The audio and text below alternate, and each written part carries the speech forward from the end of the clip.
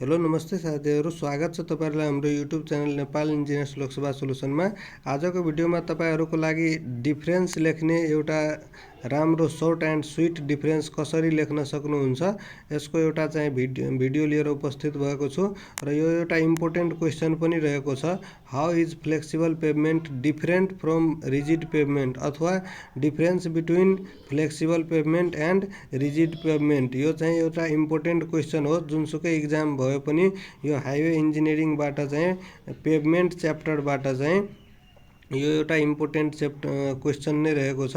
Flexible pavement र rigid पेभमेन्टको बिचमा difference र यसको म 9 वटा डिफरेन्स भन्ने छु र त्यो सबै सर्ट एन्ड स्वीट याद गर्न पनि सजिलो। यदि कपी पेन छ भने लिएर लेख्न सक्नुहुन्छ। यो flexible pavement and rigid pavement 1 number point रहेको छ। इट ट्रान्सफर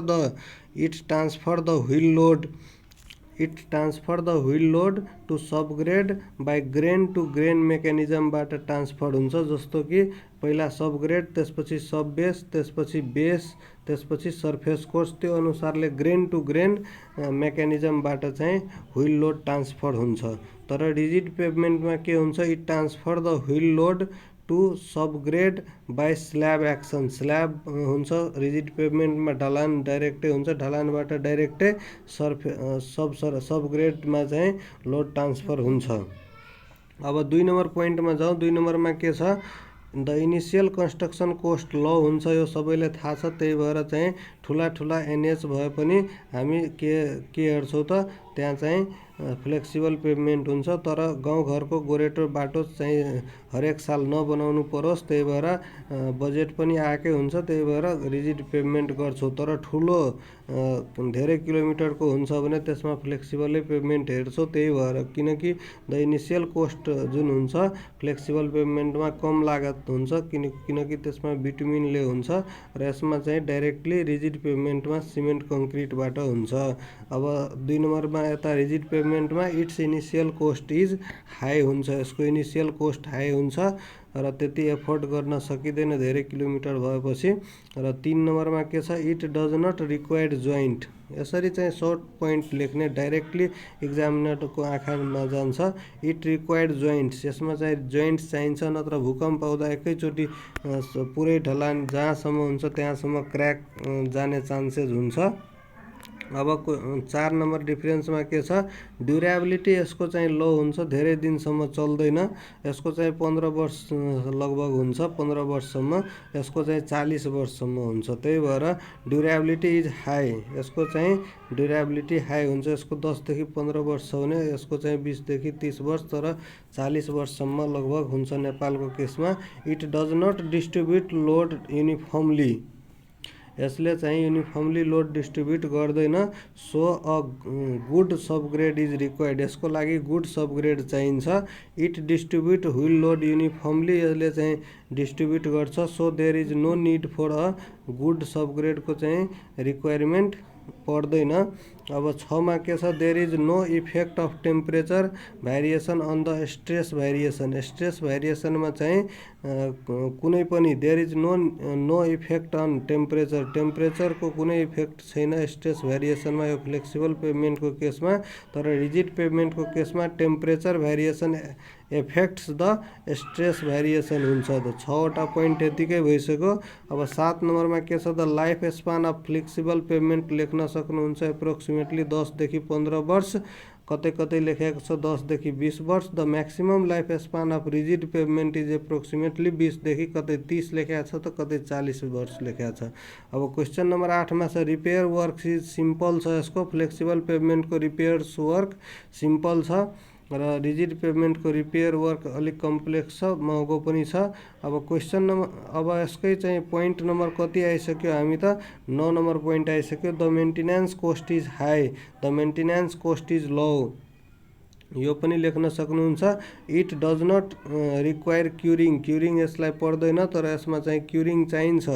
र यसरी चाहिँ 5 नम्बरको लागि 10 वटा पोइन्ट कमसेकम लेख्न सक्नुहुन्छ। यसरी सर्ट पोइन्टहरू याद गर्नुभयो भने 10 वटा लेख्न त्यति अप्ठ्यारो हुँदैन। Poor night visibility due to the use of asphalt, एस्फाल्टको कारणले पोर नाइट भिजिबिलिटी हुन्छ, किनकि एस्फाल्ट कालो नै हुन्छ, राति चाहिँ अन्ध्यारो नै हुन्छ, त्यही भएर पोर नाइट भिजिबिलिटी देख्न अप्ठ्यारो हुन्छ। तर चाहिँ सिमेन्ट कङ्क्रिट रोडमा चाहिँ रिजिड पेभमेन्टमा good night visibility due to the use of कङ्क्रिटको कारणले गर्दा।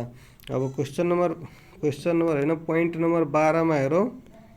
12मा रहेको छ, यदि यो लङ क्वेसनमा पनि ब्याचलर सिटिभिटी कतै आइरहेछ भने यस्तो चाहिँ लेख्न सक्नुहुन्छ। यो चाहिँ राम्रो पोइन्टहरू रहेको छ। No glare due to sunlight, सनलाइटको कारणले कुनै ग्लेयर आउँदैन। ग्लेयर भनेको साइन विथ स्ट्रङ और ड्याजलिङ लाइट, किनकि यो चाहिँ कालो नै हुन्छ, त्यही भएर हाई ग्लेयर ड्यु टु सनलाइटको कारणले हाई ग्लेयर हुन्छ, त्यही भएर हेर्न सक्नुहुन्छ तपाईँहरू। धेरै टल्किन्छ यो, तर यसमा चाहिँ मिराज फोम हुन्छ फ्लेक्सिबल पेभमेन्टमा। Easy to locate and perform underground work like repairing और finding pipes and hard to perform underground work गर्नको लागि हार्ड हुन्छ यसमा।